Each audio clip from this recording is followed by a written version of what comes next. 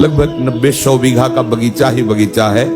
कोई भी किसी भी तरह की वहां अर्थ प्राप्ति की कोई आए जाए ऐसा नहीं, कोई अन्नादि की व्यवस्था नहीं।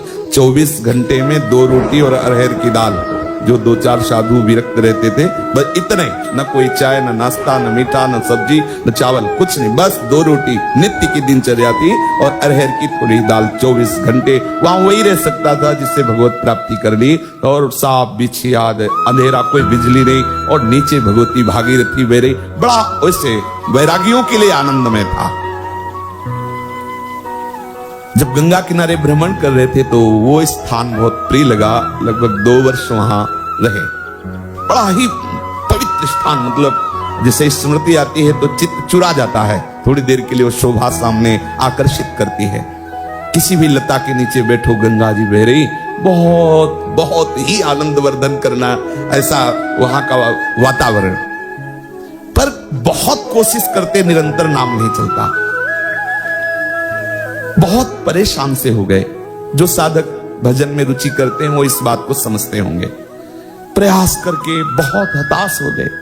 फिर लगा क्या हो सकता है, निरंतरता, क्योंकि दिमाग में बैठ चुका था गुरु प्रताप से एक ही बात है, हर वृत्ति भगवत चिंतन परायण होनी चाहिए।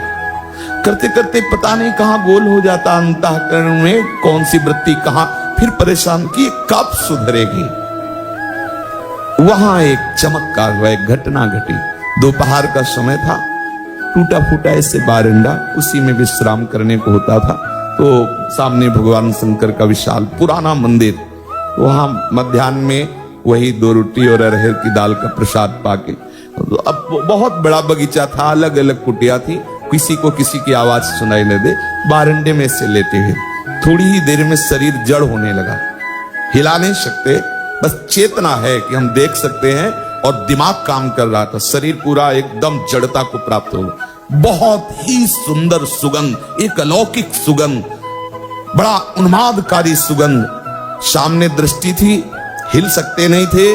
देखा गंगा की धारा से श्वेत वस्त्र धारण किए हुए एक महापुरुष धीरे धीरे आ रहे। आकर के सर को गोद में लिया और कुछ बोल रहे थे। वो गुरुमंत्र की तरह स्वीकार किया। उसको कभी बोला नहीं कि वो क्या बोल रहे थे, अंदर ही अंदर उसको वो बस ऐसे ऐसे माथे पे ऐसे करते, 1 मिनट ऐसा ऐसे करके बस फिर अपार सुगंध उनके शरीर।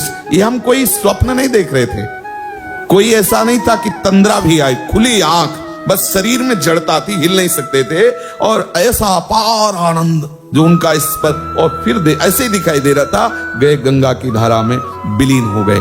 बस उस समय से वो परेशानी जो थी, कैसे निरंतर भजन चले। हमने जीवन में देखा है कि ये कोई न कोई रूप लेके आते हैं, और जहां उपासक अटकता है वहां ये पार कर देते हैं। अंतःकरण और अंतःकरण की वृत्ति के ये ही प्रकाशक हैं। ये किसी भी रूप में आ सकते हैं, किसी भी रूप में। ये असंत के रूप में भी आ सकते हैं, बड़े लीला विहारी है, पीट पाट के भी उपदेश दे सकते हैं। मतलब कई ऐसी लीलाएं जीवन में दर्शन करने को मिली भ्रमण के समय।